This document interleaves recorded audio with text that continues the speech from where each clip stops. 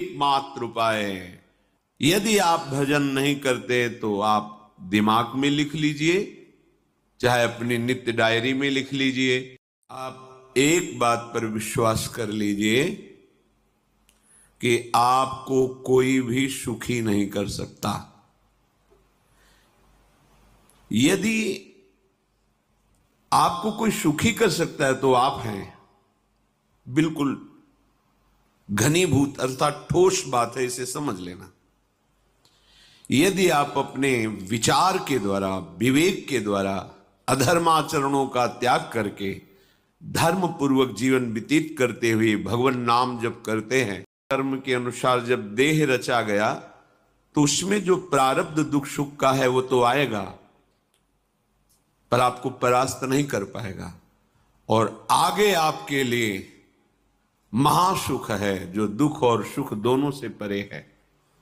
अखंड प्रसन्नता, अखंड आनंद, वो केवल आपके करने से होगा। उपदेश मिल सकते हैं, मार्ग बताया जा सकता है, आपको सहयोग मिल सकता है, पर चलना आपको होगा। यदि आप नहीं चले तो ये कहीं भ्रम हो कि मैं कहीं जाऊं और मेरी दुख निवृत्ति हो जाए, तो इस भ्रम को छोड़ देना। क्योंकि हम आप तो बहुत छोटे जीव हैं, अर्थात बहुत लघु तपस्या, लघु पुण्य वाले हैं। हम उन महापुरुषों की बात करते हैं जिन्होंने आजीवन ऐसा तप संचय किया, फिर भी उनके शरीर में भारी से भारी दुख देखे गए।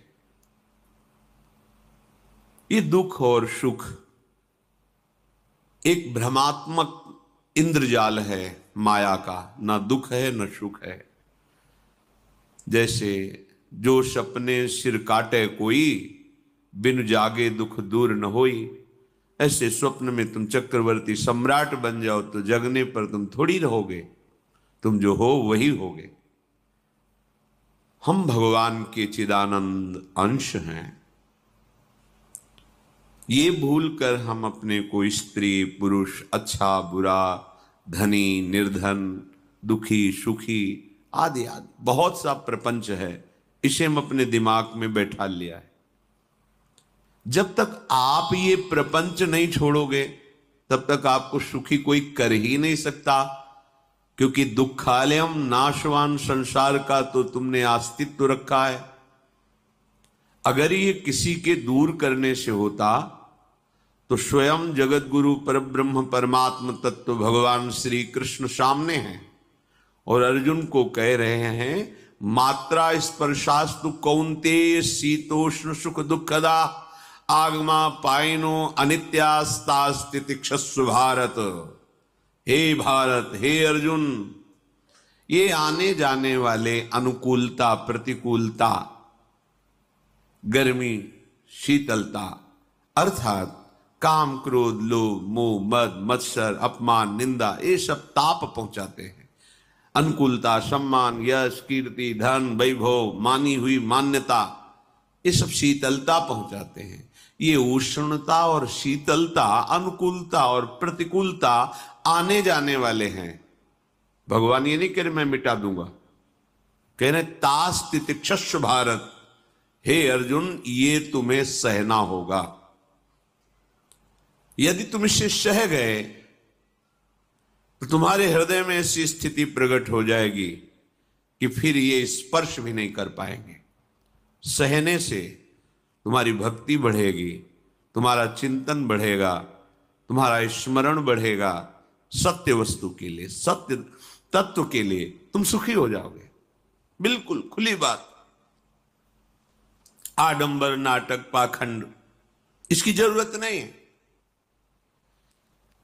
प्राकृतिक भोगों में सुख बुद्धि, देहाभिमान, विद्यारूप महत्व कुल धन यौवन अभिमान, यही तुम्हारे दुख का मूल है और ये कोई दूसरा नहीं हटा सकता। ये तुम्हें अपने विवेक सत्संग से प्राप्त हुए विवेक के द्वारा, शास्त्र स्वाध्याय से प्राप्त हुए विवेक के द्वारा इसे तुम्हें त्यागना है। दुख तुम पकड़े हो, तो छुड़ा कौन सकता है? छुड़ाना तो आपको ही पड़ेगा। अगर कोई वादा करता है कि मैं आपको दुख रहित कर दूंगा, मुझे आज तक समझ में नहीं आया। दुख रहित होने का जो उपाय है वो गुरुजन, महापुरुष, संत जन बताते हैं कि जब चारों ओर अंधेरा छा रहा हो, कोई अपना न दिखाई दे रहा हो, केवल दुख ही दुख, अशांति ही अशांति, उस समय आप देखिएगा कोई एक है जो आपको बहुत प्यार कर रहा है। वो हमारे प्रभु हैं। आप जिनकी तरफ पीठ किए हो और जहां दुख है उधर सन्मुख होइएगा। सन्मुख होए जीव मोए जब वहीं, जन्म कोटि अघनाशों तब वहीं। करोड़ों जन्मों के पाप नष्ट कर देते हैं भगवान। जहां प्रभु की तरफ हुए तो पता चला बहुत जन्मों से बिछुड़ा था, वो मेरे स्वामी मिल गए। भारी से भारी संकट की निवृत्ति के लिए एकमात्र उपाय भगवान श्री हरि का आश्रय, उनके नाम का जप। सत्य मान लीजिए, आडंबर से कुछ नहीं होना। चाहे जितने जंतुर बांध लो, चाहे जितना जो कुछ जादू टोना जो मन आवे सो कर लो, बारी मथे घृत होए बरु शिकताते बरु तेल, बिनु हरि भजन न भवतरी यह सिद्धांत अपेल। विनिश्चितम बदामि तेन अन्यथा वचांस में हरि भजन्ति। अटल बात है, यदि भजन नहीं करोगे तो तुम्हें कोई सुखी नहीं कर सकता। तात्कालिक आपको ऐसा लग सकता है मेरा काम बन गया, नहीं, वो तत्कालिक है। हमारा काम बनना तो तब होगा जो हमारा आवागमन मिट जाए, सदा सदा के लिए मुझे ऐसी वस्तु प्राप्त हो जाए कि जहां चाह ही खत्म हो गई, जहां दुख ही खत्म हो गया। वो हमारा स्वरूप है, वो हमारे आराध्य देव हैं। प्रार्थना मान लीजिए, भटकाव से बचिए। ये कलिकाल मलायतन मन कर देख विचार, श्री रघुनाथ नाम बिन नाहिन आन आधार। महापुरुषों ने स्पष्ट कहा है।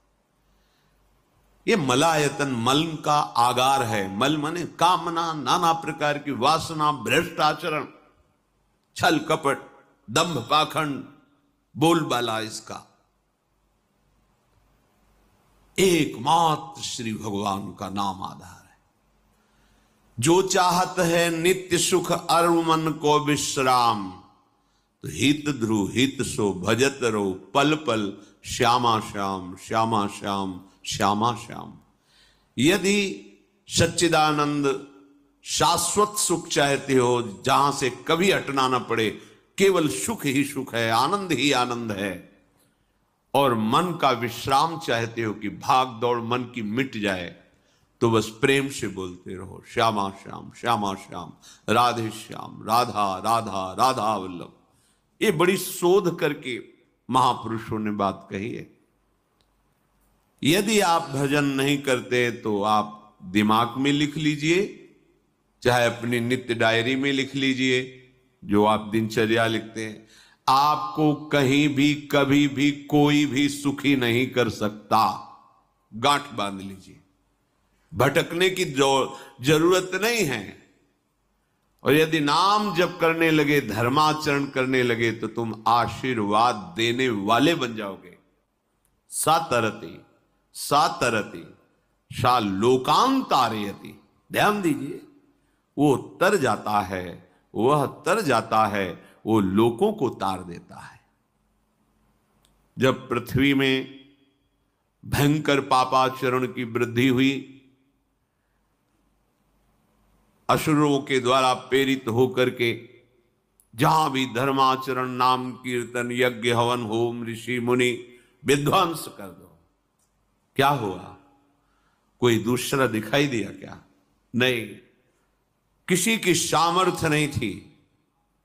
सब मिलकर के ब्रह्मा जी के पास गए, जो ईश्वर कोटि के महापुरुष, सबने ब्रह्मा जी से प्रार्थना की। ब्रह्मा जी ने कहा हम भी जिनके सेवक हैं वही प्रभु अब हमारे दुख का निवारण कर सकते हैं। सोचो, आप किसी और से दुख निवृत्त कराना चाहते हैं, जिसने सृष्टि बनाई है, भगवान ब्रह्मा जी भी कह रहे हैं मैं जिनके सेवक हूं वही प्रभु हमारे और आप सबके दुखों का निवारण करते हैं।